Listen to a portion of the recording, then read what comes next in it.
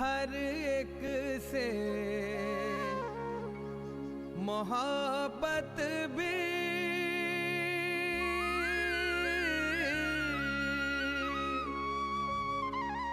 हर एक की खिदमत भी मैदान अदब का भी मैदान सियासत भी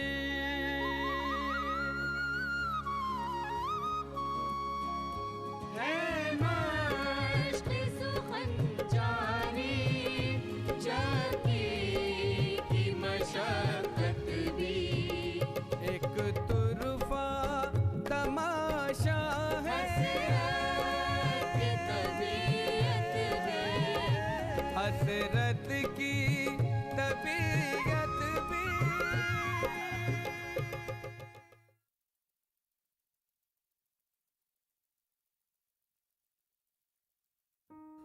ख्वातीन व हज़रात, आप सभी को आरिफ आदाब अर्ज करता है और आपको हसरत साहब की जिल्वत में लिए चलता है।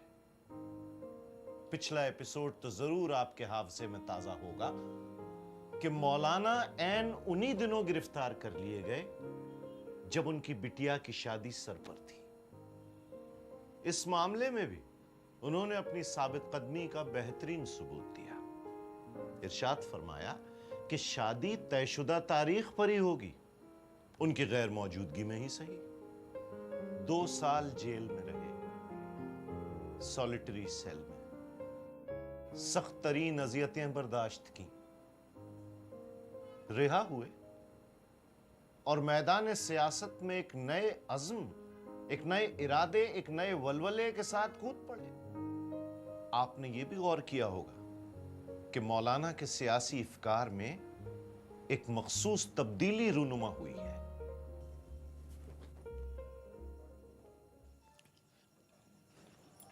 देखो भी, ये आज़ादी हिंद की ख्वाहिश हमें जाने किन किन राहों पर ले जाएगी। और क्या, कहाँ हम और आप नेशनलिस्ट थे और कहाँ कम्युनिस्ट हो गए। नेशनलिस्ट में ताहयात रहूँगा।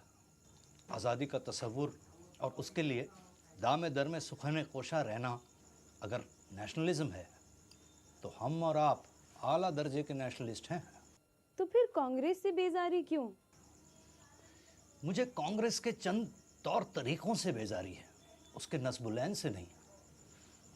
मैं मिजाजन कांग्रेसी हूँ, पार्टी में हूँ या ना हूँ। जज़ाकल्लाह। अरे, एक रोटी और खाइए। तुम तो जानती हो मैं खाना हमेशा भूख से 2 निवाले कम ही खाता हूँ।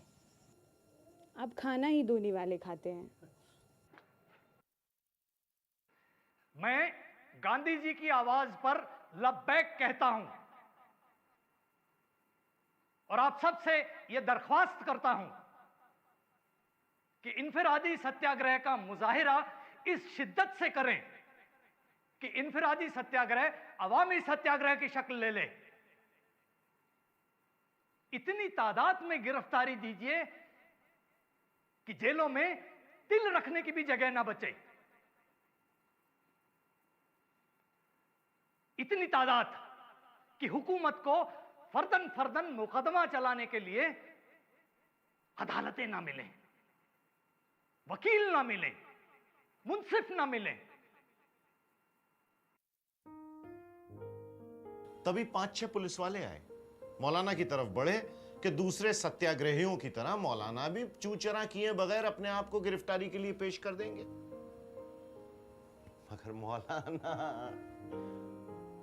पेट के बल जमीन पे लेट गए। मौलाना हसरत मोहानी जमीन पर लेटे हुए हैं और साथ ही साथ ये भी कहते जाते हैं कि नॉन कोऑपरेशन मेरा मजहब है, मैं तुम पुलिस वालों के साथ कोई सहयोग नहीं करूंगा। पुलिस वाले हो, जरा कुव्वत लगाओ। और जो पुलिस वालों ने अपनी पूरी कुव्वत के साथ मौलाना हसरत मोहानी को जमीन से उठाया तो उनके साथ साथ ढेर सारी घास भी उखड़ाई। मौलाना हसरत मोहानी अपने दोनों हाथों में घास के गुच्छे पकड़े हुए इंकलाब जिंदाबाद का नारा लगाते रहे।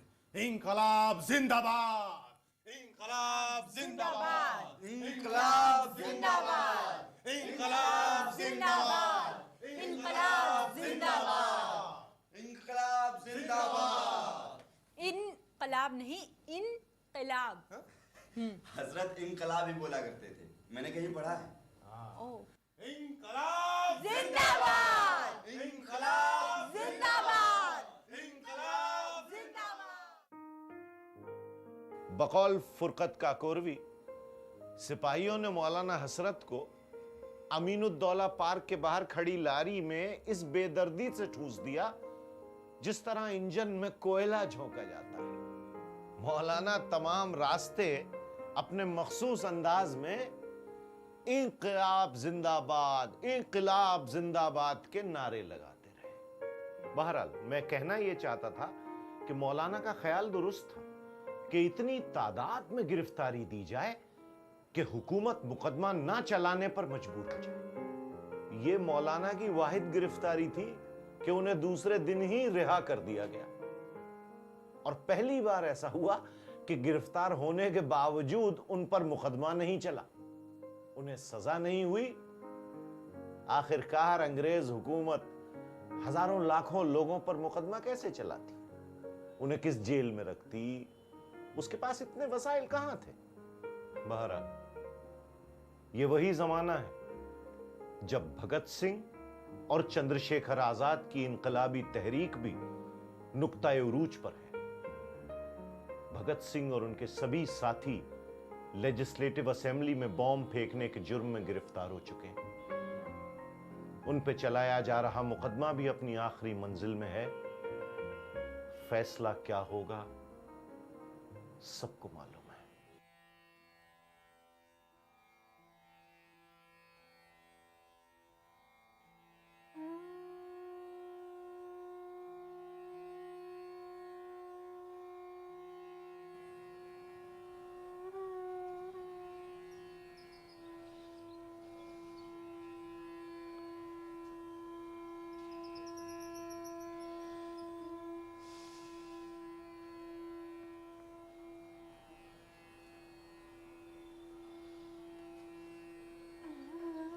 तेईस 24 बरस के बच्चे वो काम कर गए जो हम तमाम जिंदगी नहीं कर पाएंगे। मौत से पहले ही अजराह वफा, मर मिटो आशिकी में नाम करूं।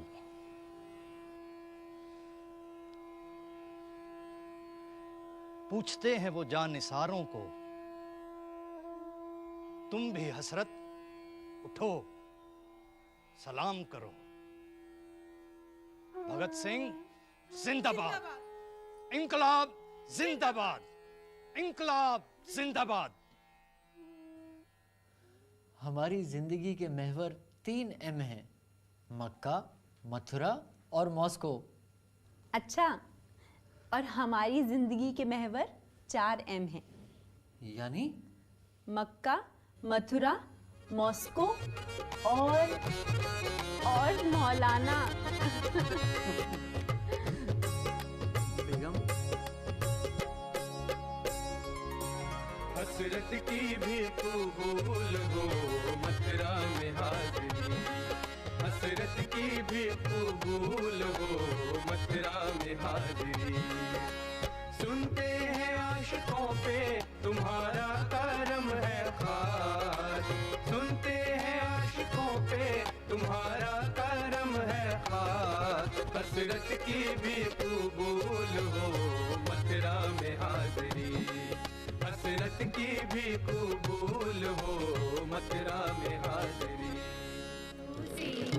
प्रीत लगाई ओ कन्हाई तो से प्रीत लगाई ओ कन्हाई काहू और की सूरत काहे को आई, काहू और की सूरत काहे को आई तो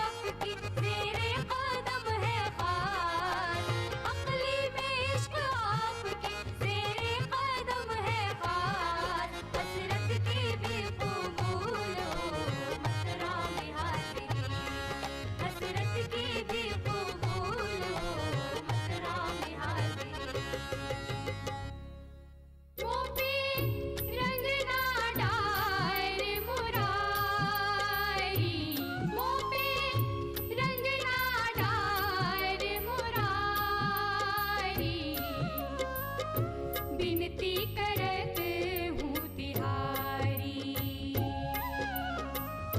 बिनती करत हूँ तिहारी। आंखों में नूर जलवाए बेकैफ कम है हाथ, आंखों में नूर जलवाए बेकैफ कम है हाथ।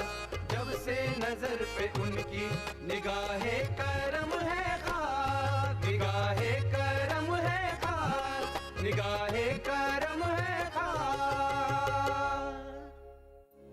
कहाँ जाए रही गिरधारी, कहाँ जाए रही गिरधारी। और न मिले सुध भूली हमारी, और न मिले सुध भूली हमारी। कहाँ जाए रही गिरधारी, कहाँ जाए रही गिरधारी।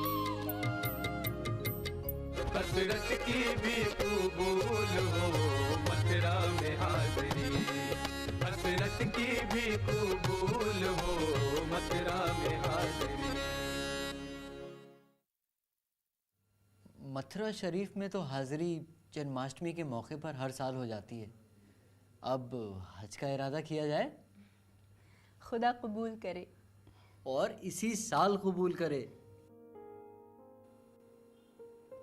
मौलाना हसरत मोहानी ने 1932 में पहला हज किया, मैं अपनी बेगम, और इसके बाद मुसलसल 13 हज मौलाना ने किए। पहली बार जब वो हज पे गए तो उनके साथ एक वाकया पेश आया। मौलाना उबैदुल्ला सिंधी का नाम तो आपके जहन में महफूज होगा ही। 1916 में काबुल में जो इंडियन गवर्नमेंट इन एग्जाइल बनी थी, उसके वजीर आजम।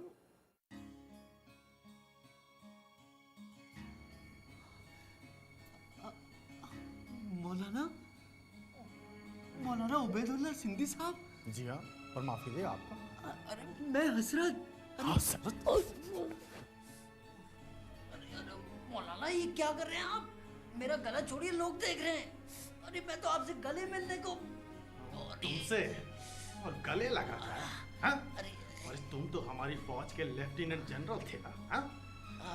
अरे मैं आपको कैसे बताऊं कि मैं काबुल पहुंचने से पहले ही गिरफ्तार हो गया था। और रिहा होने के बाद मुस्लिम लीग में शामिल हो गए, एक अंग्रेज दोस्त पार्टी के हम नवाब बन गए। क्यों? क्यों? बताओ क्यों? अरे मौलाना, आपने मेरा गला इतनी जोर से दबा रखा है कि मैं बताने की हालत में नहीं हूँ। अरे मौलाना, बहुत लंबी कहानी है। एक जुमले में बताओ।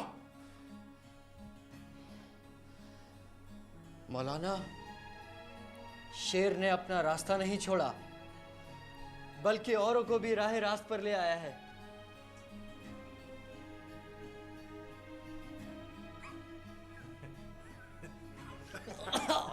अरे मौलाना, आप मेरा गला फिर दबा रहे हैं। लेकिन इस बार खुशी के मारे।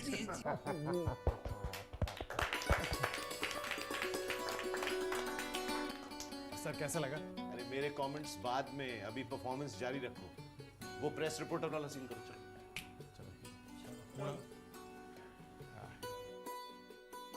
हाँ, तो अब आपका क्या इरादा है?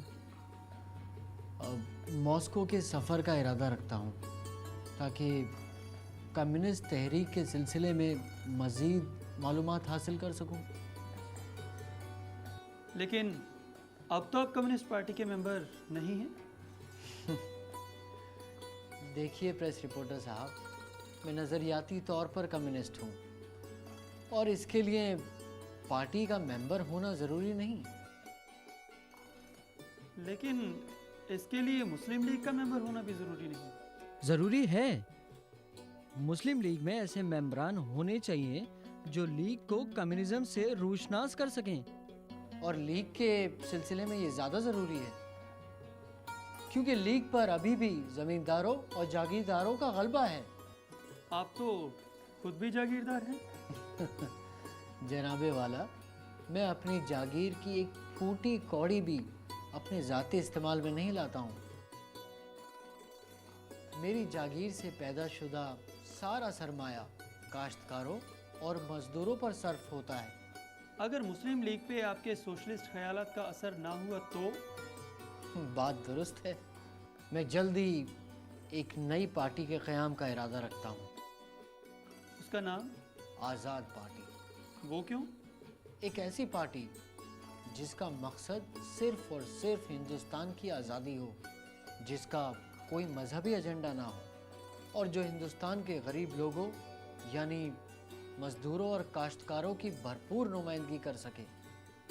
जब आप अपनी नई पार्टी बनाएंगे तो क्या मुस्लिम लीग छोड़ देंगे? पार्टी बीवी तो नहीं कि उसी का होकर रहा जाए। मैं तो हिंदुस्तान की हर उस पार्टी के साथ हूँ जो आज़ादी की बात करे।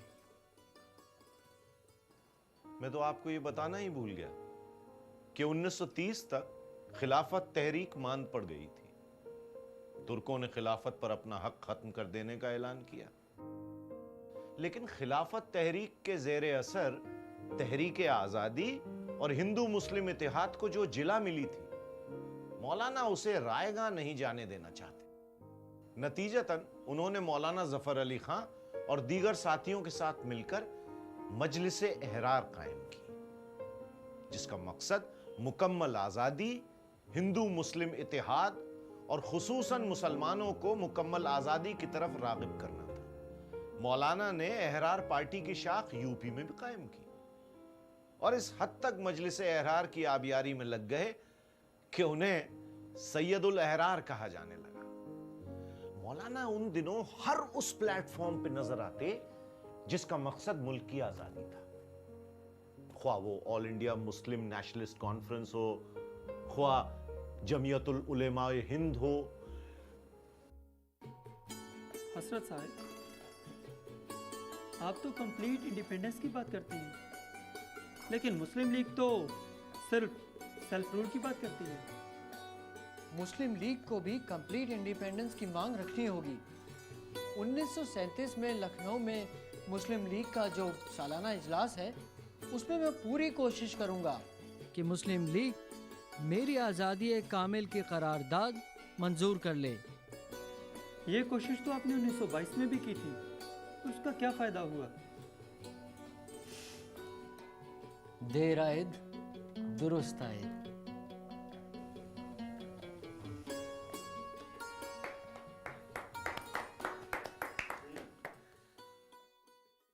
1937 का साल मौलाना के लिए सख्त आजमाइशों का साल रहा। बेगम निशात को यूं तो कोई ना कोई मर्ज लाहक रहता और वो अक्सर बीमार भी रहती, लेकिन जब कभी भी उन्हें किसी सियासी जलसे में मौलाना हसरत के साथ जाना होता तो वो एकदम सेहतयाब हो जाती और हज के वक्त तो उनमें बेइंतहा क़ुव्वत पैदा हो जाती और वो खुशी खुशी मौलाना के साथ हज का फरीज़ा अंजाम देती। सो मौलाना को भी बेगम की सेहत को लेकर कोई ख़ास तरद्दुद लाहक ना रहता, मगर 1937 के आते आते बेगम निशात रीढ़ की हड्डी की शदीद बीमारी में मुब्तला हो गई। जिस्म का आधा हिस्सा बेकार हो गया, हर वक्त पलंग पर पड़ी रहती, लेकिन इस सूरत हाल में भी उनके मुंह से शिकायत का एक हर्फ भी ना निकलता। ज़बान पर सिर्फ एक ही जुमला जारी रहता, जो अल्लाह की मर्ज़ी, जो अल्लाह की मर्ज़ी।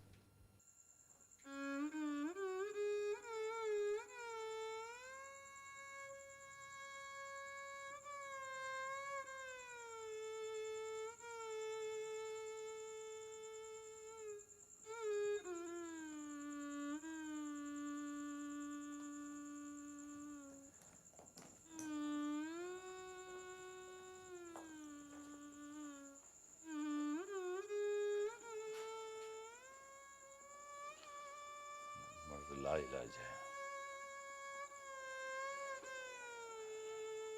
कोई उम्मीद नहीं? भगवान की दात से नाउम्मीद ना हो। सो तो है ही। ठीक मौलाना जी नमस्कार।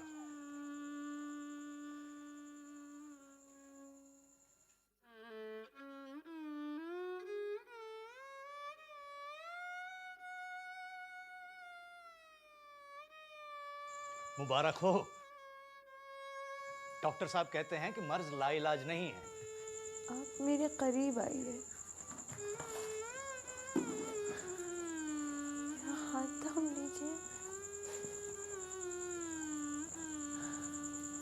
आज फजर की नमाज से कब जब मैं सो रही थी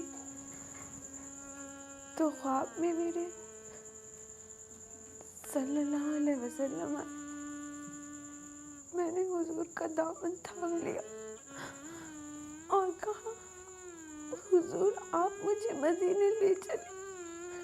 इशारा ये कि तुम बहुत जल्द ठीक हो जाओगी, चलने फिरने के लायक हो जाओगी। हम अगले साल भी हज पर चलेंगे। ख्वाब तो पूरा होने दीजिए। तो जब मैंने सरकारे दो जहां से कहा आप मुझे मदीने बुला लीजिए, तो हुजूर ने कहा हम तुम्हें मदीने बुला लेंगे, इस सफर में तुम अकेली आओगी। तो तुमने ये भी कहा होगा हुजूर से कि हमारे मियाँ को भी साथ।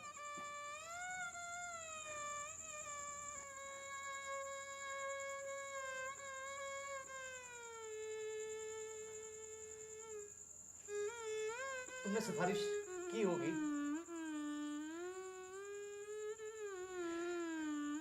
बोलो बोलो।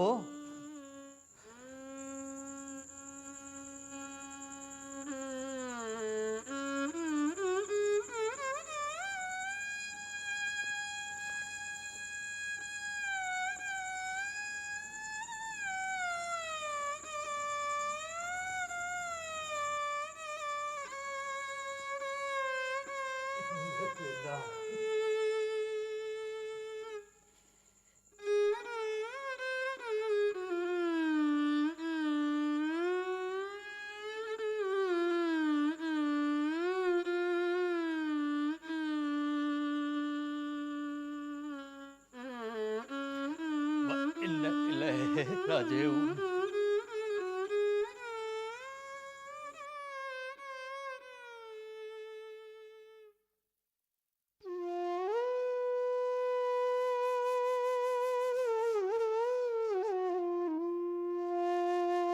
वजह क्या है ख्वाब में ना आने की, शर्म उन्हें होना रूठ जाने की।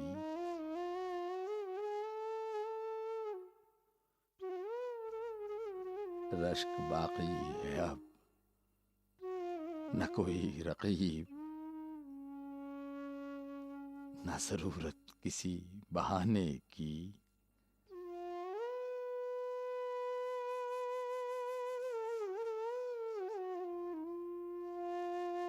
मिट गई आप भी मिटा के तुझे,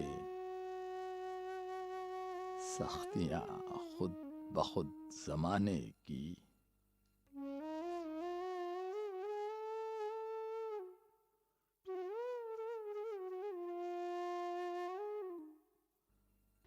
अब न वो दिल है न वो ज़ख़ीरे शौक, तोड़ दो कुंजियां खजाने की।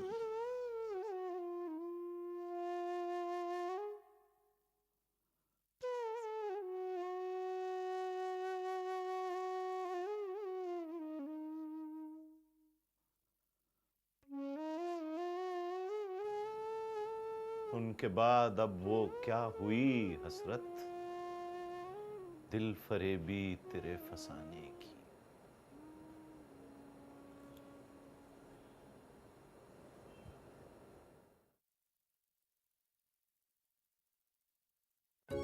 आज़ादी की ख्वाहिश भी, तहरीक खिलाफत भी, स्वदेश पे जा कुर्बा, जिंदा की सोबत